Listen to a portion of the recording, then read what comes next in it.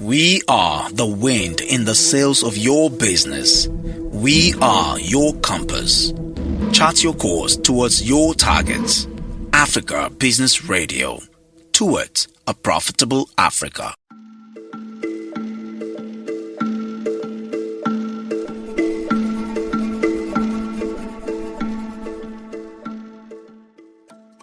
Hello there, it's time for another News Periscope podcast, where we round up and bring you news from around the world over the last 7 days. My name is Titilayo Oyinsong, and in the highlights, Presidency debunks alleged rift between executive and legislature over 2022 budget. Kaduna Governor El Rufai defends President Buhari's rejection of direct primary. Federal government explains why it's yet to declare bandits as terrorists. Imo State Governor Hope Uzodinma rescinds promise to name the people behind insecurity in the state. INEC issues notice of election for Ekiti 2022. And on the foreign scene, France identifies new coronavirus strain B16402. 6 killed in suspected Al-Shabaab attack in Kenya. And for sports, ROMELU LUKAKU apologizes to boss Thomas Tuchel, returns to Chelsea squad. And now to details.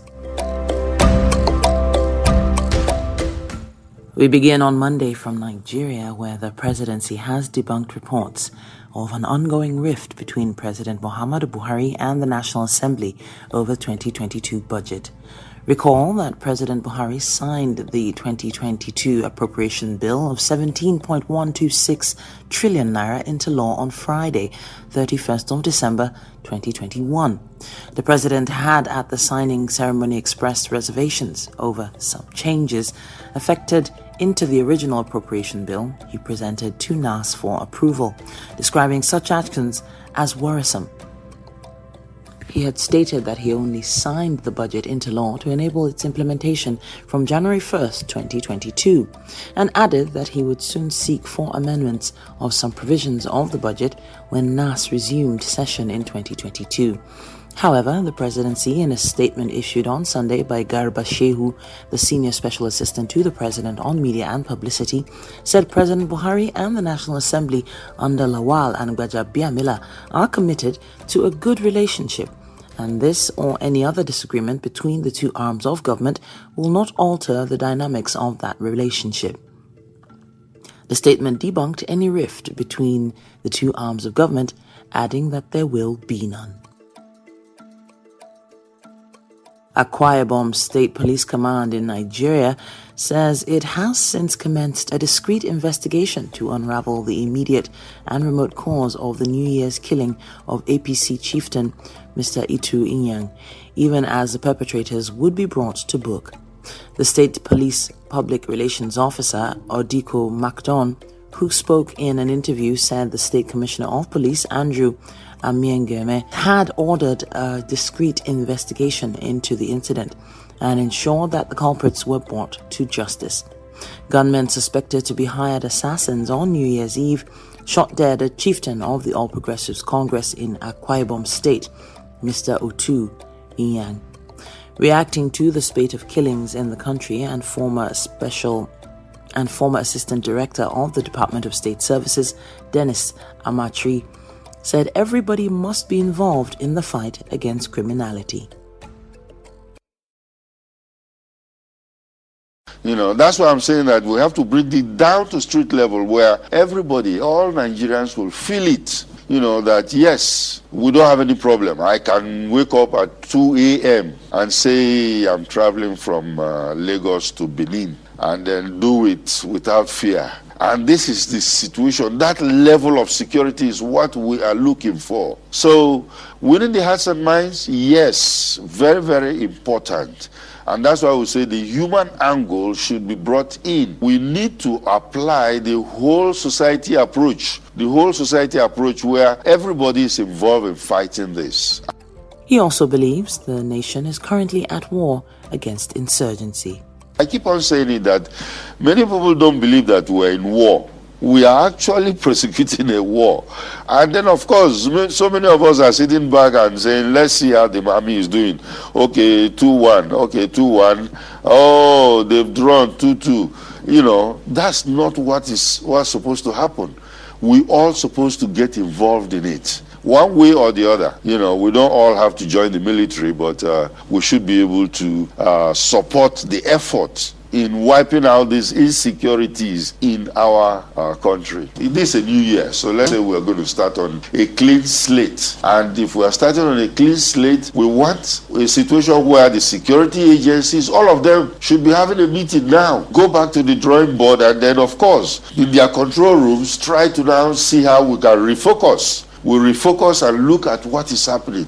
Moving on, Kaduna State Governor Malam Nasir El-Rufai has defended the decision of President Muhammadu Buhari to reject the direct primary clause in the Electoral Act Amendment Bill 2021.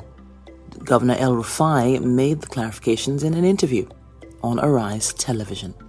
The APC governor backed Buhari's rejection of the bill against the position of the National Assembly. I want to say, for everyone to hear loud and clear, President Buhari has always been an advocate of direct primaries. From our days in the CPC through to the last primaries in 2018, when he ran for the second time, we used direct primaries. So ideologically and personally, President Buhari prefers direct primaries to indirect primaries because he believes that direct primaries is one that gives party members greater participation in deciding who is their candidate, rather than a few elected people and delegates that can be susceptible to corruption. But what do we have here? What we have is a piece of legislation that mandates only one method of getting candidates to emerge in the party. El-Rufai said direct primary can only be effective if 4 conditions are met. It is not a bad method, okay? If you can have 4 conditions precedent in place, direct primaries is the best form of primaries. The 4 conditions are: 1, you must have a membership register that is open, that everyone agrees is the real membership register of the party. Secondly, you need every member that is in that register to have a biometric card with barcode so that he can be easily identified before he can vote in the primaries. So we need to produce cards very similar to INEC voters card or the same quality. Thirdly, you must have a system or a mechanism for counting the votes in the direct primaries that everyone has confidence in. And fourthly, you need security to prevent non-members from coming into the venue to vote or thugs being imported to disrupt the voting. If you don't have these 4 conditions, direct primaries will be a disaster. El-Rufai also rejected the public perception that the All Progressives Congress is fractured amid internal rivalries among the different power blocs ahead of its national convention in February 2022 and the 2023 general elections. We are scheduled to have our convention in February, and all these issues will be sorted out. Look, you know, political parties are organic institutions, and every political party has tendencies and factions, and part of the beauty of politics is that this engagement is continuous ad infinitum. Alliances are formed, alliances change, and so on and so forth. It doesn't mean crisis. APC, like any political party, was an amalgam of the good, the bad, and the ugly, just like any political party. There are people that do not share the vision or the outlook of President Muhammadu Buhari. There are some that are in this for what they can get. There are some that are in this for public service. And it is the duty of every political party to manage these tendencies and suppress the base instincts and elevate the better instincts. And we are going to do that. In Lagos State in Nigeria, the Lagos State Governor BABAJIDE SANWO-OLU has said that the construction of the long-awaited 38-kilometer 4th Mainland Bridge would begin this year. The governor gave this indication at the 2022 Thanksgiving service held at the State House in Ikeja. Sanwo-Olu said this new year 2022 is a special year for his administration because it would be the final full year of the 4-year mandate given to him by Lagosians in 2019. The governor added that the construction work on the 38-kilometer 4th Mainland Bridge will be the longest in Africa and will commence this year. This year, 2022, will witness a milestone achievement in our rail transportation system. We expect to complete the 37-kilometer Red Line, the 27.5-kilometer Blue Line projects, and we hope to commence operation within the last quarter of this year and the second within the first quarter of 2023. By the grace of God, we'll also be handing over to Lagosians a big stomach infrastructure when we hand over the biggest rice mill in the whole of sub-Saharan Africa that will feed us in Lagos and all the other neighboring states. Equally, we're pushing to ensure that we'll start the construction of what we consider will be the largest in Africa, a circular road called the 4th Mainland Bridge. It's a PPP project that has gotten to the final stage, and we're hoping that we'll be able to cross the T and dot the I very, very soon. The iconic Okwebi-Ojota Link Bridge will be another skyline in the bridges in Lagos. 6 people have been killed and homes torched in an attack by suspected Al-Shabaab militants in Kenya's coastal Lamu region that borders Somalia. Al-Shabaab fighters have staged several large-scale attacks inside Kenya in retaliation for Nairobi sending troops into Somalia in 2011 as part of an African Union force to degrade the jihadists. The Al-Qaeda-linked group is seeking to overthrow the internationally backed government in Mogadishu and controls swathes of southern Somalia, from where it regularly launches attacks in the capital and elsewhere. While in Sudan, Sudan's Prime Minister ABDALLA HAMDOK has resigned after another day of mass protests rocked the capital of Khartoum. Thousands marched against a recent deal he had done to share power with the army, who staged a coup in October. Chanting power to the people, protesters called for a return to full civilian rule, but military forces again responded with force, leaving 2 people dead. Hamdok's decision to quit leaves the army in full control. The federal government of Nigeria on Tuesday gave reasons why it's yet to designate bandits as terrorists because of the international best practices. In November, a federal high court in Abuja granted an ex parte application for Yang Bingida and Ya Ta'ada groups to be declared as terrorists. But while speaking in an interview, the Minister of Justice, Abubakar Malami, said the process would be concluded in a matter of days. He said his office was in the process of gazetting the court judgment that ordered the government to declare bandits as terrorists. According to him, the gazetting of a court order is a process, adding that matters fundamentally within the context of international convention is the judicial declaration that has been obtained. Imo State Governor Hope Uzodimma has rescinded his earlier promise to name the people behind insecurity in the state. He said doing so will hinder the ongoing investigation being carried out by security agents to fish out the sponsors of the violence ravaging the state. Governor Hope Uzodimma stated this at a stakeholders meeting in Owerri. He, however, said attempts by those he described as the enemy of the state to derail his plans for the people of the state will fail. The governor also said that no amount of blackmail in the social media will make him lose focus in delivering his campaign promises and change the narrative of the state for good. Recently, there have been every attempt by enemies of the state to remove our focus from the ball. But I can tell you, my eyes continuously will be on the ball. I dare say, by the grace of God, that we came prepared. Therefore, the daunting challenges we met on ground cannot deter us. I believe that we have made appreciable progress in arresting the rot we met on ground. This required courage, sacrificial patience, and wisdom. I pray to God Almighty for guidance and the strength to do that which must be done. I was fully aware that the buccaneers that held the state hostage in the past would fight back with all energy at their behest. I knew they would employ every manner of antics to blackmail and hoodwink me into submission. But I remained confident and steadfast in the battle because I knew that no matter what they do or say, they will never be able to find any evidence of corruption against me. Lagos State Governor BABAJIDE SANWO-OLU has waded into the lingering land dispute in Magodo Phase 2 estate area of the state. The governor visited the estate and invited all parties involved for a meeting in his office on Wednesday.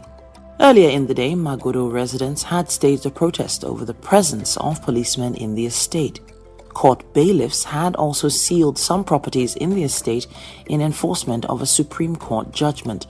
Residents during the protest converged at the front of the estate and displayed various placards lamenting over the situation and seeking the Lagos State government's intervention. And now to politics.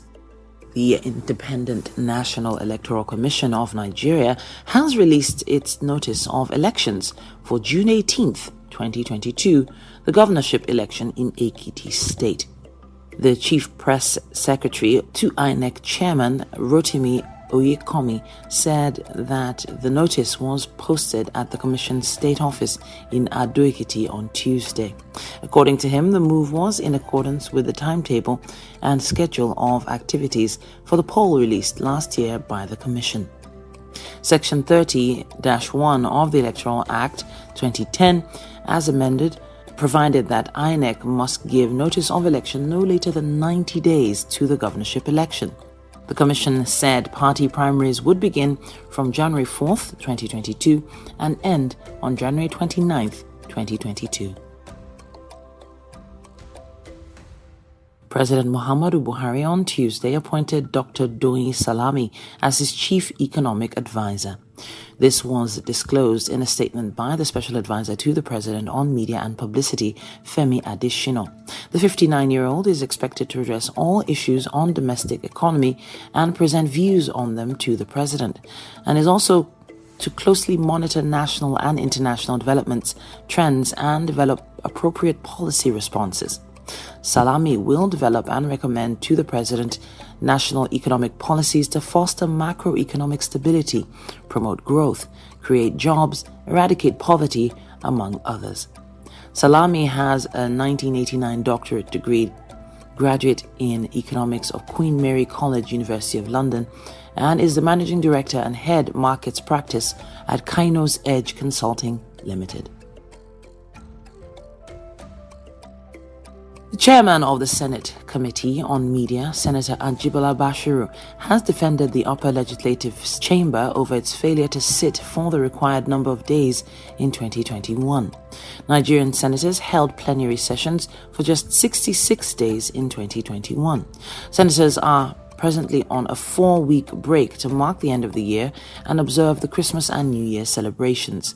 According to Section 63 of the 1999 Constitution as amended, lawmakers of both Senate and House of Reps are to sit for a period of not less than 181 days in a year.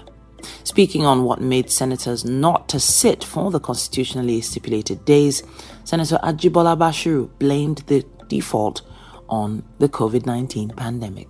As 2020, when the COVID pandemic started, there was general lockdown in the country that we could not even sit for upward, 6 months. We are lucky that this year we'll have been able to sit. But from the beginning of this year, it was made very clear that we'll only be sitting from Tuesday on Wednesday. So if COVID-19 is not a compelling reason for us to adjust our calendar and our sitting, I think for people who think the rules have been breached, the room of the court is open so that we'll be able to have an adjudicatory position on that. The United States has recorded more than 1 million new COVID cases as officials warn of the peak of a fast-spreading Omicron surge is still to come. A record 1,080,211 cases were reported on Monday, the highest one-day tally of new cases anywhere in the world, according to Johns Hopkins University. The Omicron variant accounts for a majority of cases in the U.S. The top U.S. pandemic advisor, Anthony Fauci, has said the country is facing almost vertical increase in cases.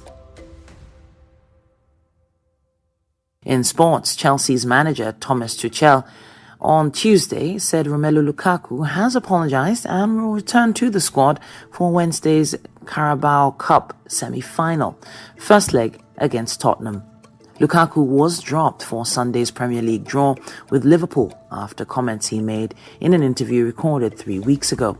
The pair had a calm meeting on Monday about the striker returning. TUCHEL confirmed that Lukaku has apologized and is back in the squad for training. On Wednesday, the Lagos State government in Nigeria cleared 5 students and 5 employees of Dowen College accused of complicity in the death of 12-year-old SYLVESTER OROMONI. The state cleared them as well as the school following the legal advice of Director of Public Prosecution DPP Ms. Adetutu Oshinusi.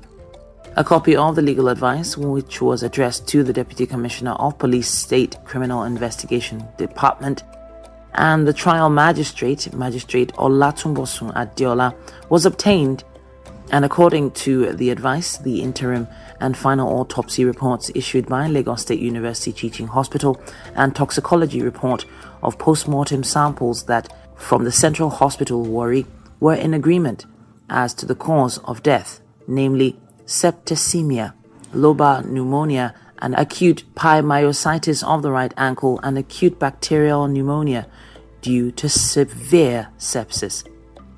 The result of the toxicology is also not indicative of any toxic or poisonous substance in the body of the deceased.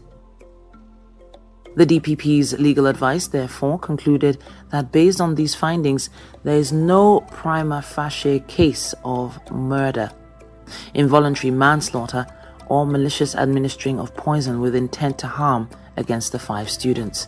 Favor Benjamin, age 16, Michael Kashamu, age 15, Edward Bige, age 16, Ansel Temile, age 14, and Kenneth Inyang, 15. The state also cleared the minors of belonging to unlawful society due to insufficient facts to establish the offense and directed that all suspects should be released if they are still in custody. Still in Lagos, the Chief Superintendent of Police, Abimbola Oyewole, on Tuesday openly defied the order of the Lagos State Governor BABAJIDE SANWO-OLU to vacate the Magodo Phase 2 estate area of the state. The CSP told the governor that he and his armed colleagues were at the estate on the orders of the Inspector General of Police, Usman Akali Baba, as well as the Attorney General of the Federation, Abubakar Malami. Sanwo-Olu had led members of his cabinet to visit the residents protesting the continuous presence of armed policemen in the estate. For days, policemen besieged the estate in the company of suspected land grabbers and members of a family who had planned to demolish a property in the Choice estate to execute a Supreme Court judgment. The development has caused commotion in the estate as landlords and tenants panic over their fate. Addressing residents of the estate, Governor Sanwo-Olu, while appealing for calm, said a meeting had been scheduled for that day with the judgment creditors, adding the representatives of the association and the police would also be involved in the meeting. Can you call your superior in Abuja and tell them that the governor is here and I'm the chief security officer and that you don't have any business being in my state right now and that I want you to disengage forthwith from here? It is not my duty to call because I'm too low to do that, sir. I'll make 2 phone calls, right? One to the Inspector General of Police. I have spoken with him this morning and says he knows nothing about the fact that they are still here. Very illegal operation. They have absolutely nothing, and I'm the chief security of the state. Not even with the Inspector General wrote me, and before I said Jack Robinson, his men are here. They're not from the Lagos State Police Command, like you have said, right?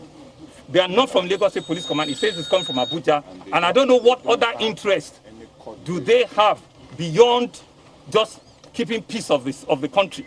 I've spoken extensively with the Inspector General of Police, the Honorable Attorney General, and we've resolved all of the issues. We'll be inviting the representative of the judgment creditors.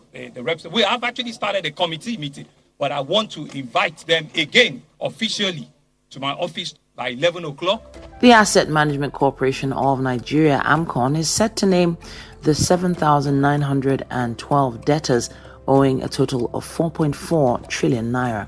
This is coming after the expiration on Wednesday of the 30-day ultimatum given by the National Assembly to debtors to regularize their debt status with the bad debt manager. According to AMCON, it had no choice but to obey the directive of the National Assembly asking to publish the names of debtors who refused to repay their loans. The spokesperson for AMCON, Jude Nwazo, stated that debtors who were yet to provide a repayment proposal risked having their details published in the media after a 30-day grace period given by the National Assembly.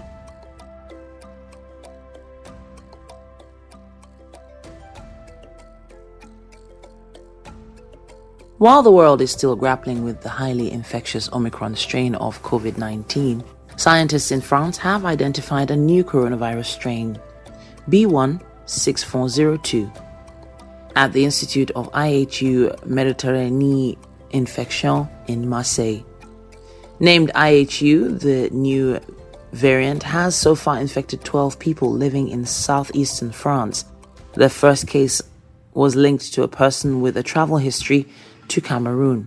This is coming some days after Israel reported its first case of a rare double infection of COVID and influenza called flurona. Although it's yet to be spotted in other countries or labeled a variant under investigation by the World Health Organization, researchers believe the new variant contains 46 mutations more than Omicron. North Korea has fired what has been described as an unidentified projectile into the sea. The Japanese Coast Guard, which first reported the launch, said it could be potentially a ballistic missile, but no confirmation has yet been given. The UN prohibits North Korea from ballistic and nuclear weapons tests. Meanwhile, troops of Operation Hadin Kai eliminated 950 Boko Haram ISWAP terrorists in the North Sea between May 20th, 2021 and January 6th, 2022. The acting director, Defense Media Operations Major General Bernard Oyeko, made this known while reviewing progress of the operations on Thursday in Abuja. Oyeko said the troops eliminated several high-profile commanders and amirs, that's leaders of the terrorist groups, during the period. The United States has again reiterated the use of the Super Tucano must comply with international norms as articulated in the United Nations Charter. It cautioned the federal government against deploying an aircraft in operations that encroach on traditional law enforcement roles. While acknowledging the security challenges confronting Nigeria, the U.S. admonished the government and military to address insecurity while respecting human rights. The press attaché, U.S. Embassy Jean Clark, stated this in reaction to a statement by the Attorney General of the Federation and Minister of Justice Abubakar Malami that the federal government has secured approval to deploy the jet fighters which were acquired from the U.S. against bandits who had just been designated as terrorists. The military had been reluctant to deploy the aircraft outside Northeast because of conditions attached to the sale of the aircraft, which bordered on human rights. The investigative panel set up by the Lagos State government to determine the cause of the collapse of a 21-story building on Gerrard Road, Ikoyi, last year has submitted its report to the state governor. On November 1st, 2021, Nigerians witnessed one of the worst building collapses in the country as a 21-story building on Gerrard Road, Ikoyi, tumbled, claiming over 40 lives. The sad incident forced the governor to set up the panel on November 4th, 2021, to find the cause of the incident and make recommendations to prevent further episodes. The panel's chairman, Toyin Ayinde, submitted the report to the governor at the Lagos House, Ikeja, 60 days after it was set up by the state government. We have acted based on the documents that were made available to us, as well as the information gathered from all the witnesses who appeared before the tribunal. We need to note, however, that building collapse is rooted in the collapse of values, morals, and ethics, which we need to work on as a nation. Therefore, ethics and due diligence need to be restored.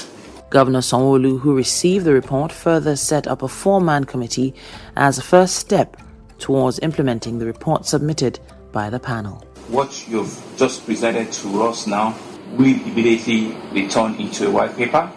So it's a 4-man committee that will very quickly look through the report, and I'm giving them the end of next week for them to be able to get back to the State Executive Council to be able to take their final report so that we can make all your findings and recommendations public.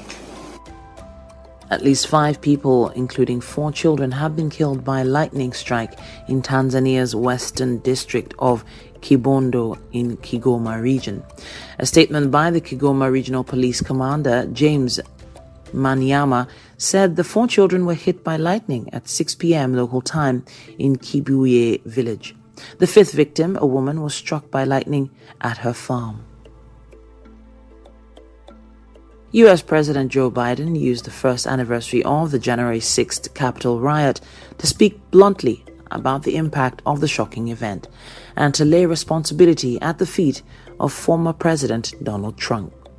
Invoking famous battles from the American Revolutionary War, Civil War, and World War II, as well as equal rights landmarks, Biden said, and I quote, "We are in battle for the soul of America." He condemned those who stormed the Capitol as the Senate attempted to certify the 2020 election results, and Trump, whose rally near the White House immediately before the attack is seen by many as a contributing factor to the insurrection. What did we not see? We didn't see a former president who had just rallied the mob to attack, sitting in the private dining room off the Oval Office in the White House, watching it all on television and doing nothing for hours as police were assaulted, lives at risk, the nation's capital under siege. This wasn't a group of tourists. This was an armed insurrection. They weren't looking to uphold the will of the people. They were looking to deny the will of the people. They weren't looking to uphold a free and fair election. They were looking to overturn one. They weren't looking to save the cause of America. They were looking to subvert the Constitution. In life, there's truth. And tragically, there are lies. Lies conceived and spread for profit and power. We must be absolutely clear about what is true and what is a lie. And here's the truth. The former President of the United States of America has created and spread a web of lies about the 2020 election. He's done so because he values power over principle, because he sees his own interest as more important than his country's interest, than America's interest. And because his bruised ego matters more to him than our democracy or our Constitution. He can't accept he lost. Nigerian Super Eagles will play without Odion Igalo for the 33rd edition of the Africa Cup of Nations, starting in January in Cameroon. The Nigerian Football Federation, NFF, in a statement, said on its website that Igalo, who was a top scorer at AFCON 2019, where Nigeria finished 3rd, has not been released by Saudi Arabia club Al Shabab. Before now, Napoli striker Victor Osimhen and informed Watford forward Emmanuel Dennis were dropped from the Super Eagles squads for various reasons. Nigeria will face Mo Salah-led Egypt in their Group D in their opening game on January 11th. Other countries in the group are Guinea and Sudan.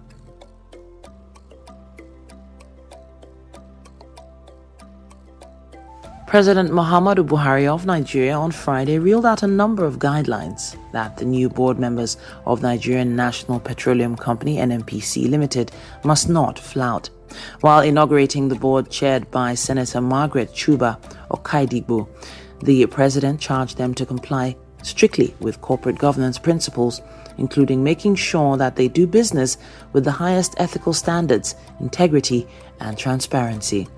Beyond this, the president tasked them to focus on profitability and operate at par with their industry peers across the world. The inauguration of this board is a major step in the ongoing transition to a more viable petroleum and energy industry that will attract investment to support our economic growth and generate employment of our people. NNPC Limited is expected to strictly adhere to corporate governance principles that place premium on doing business with the highest ethical standards, integrity, and transparency. In his remarks, the Minister of State, Petroleum Resources, Timothy Silva, said under the present administration a lot has been achieved in the petroleum industry, including the signing of the PIA. This is history in making, because this is the first time any president of the Federal Republic of Nigeria will be inaugurating an independent board of an independent NNPC Limited. I want to assure you that the process of implementing the PIA is fully on course. Mr. President also appointed the other members of the Upstream Regulatory Commission and the Midstream and Downstream Commissions. They too will come on board very soon. And then, of course, this segment of the implementation of the Petroleum Industry Act would have been completed.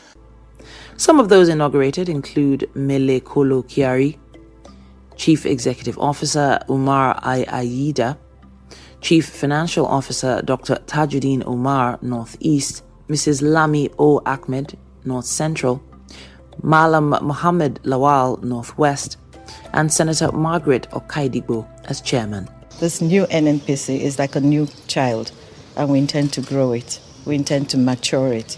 Indeed, it is a Herculean task. But if you look around, you can see I'm flanked by able men and women, and we will deliver. Kazakhstan President Kassym-Jomart Tokayev has come under fire as he reportedly ordered security forces to kill without warning to crush the violent protests that have paralyzed the former Soviet Republic, leaving dozens dead. In a public address, Tokayev condemned the unrest that began earlier in the week as citizens took to the streets to protest against rising fuel prices, stressing that the uprising had been masterminded by well-trained terrorist bandits from both inside and outside the country.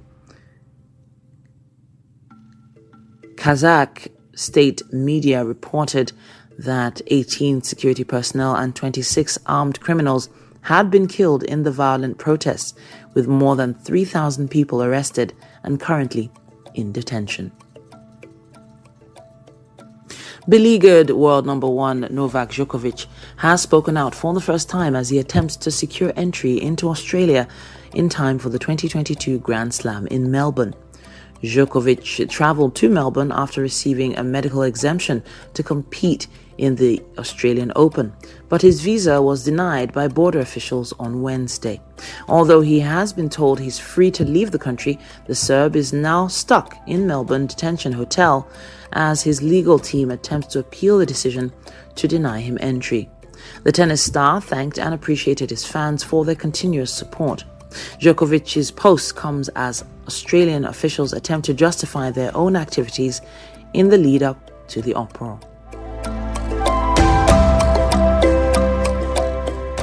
And that's it on this week's edition of the News Periscope podcast.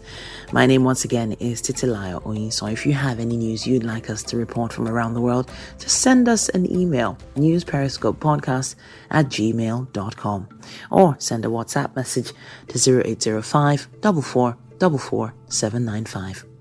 Bye.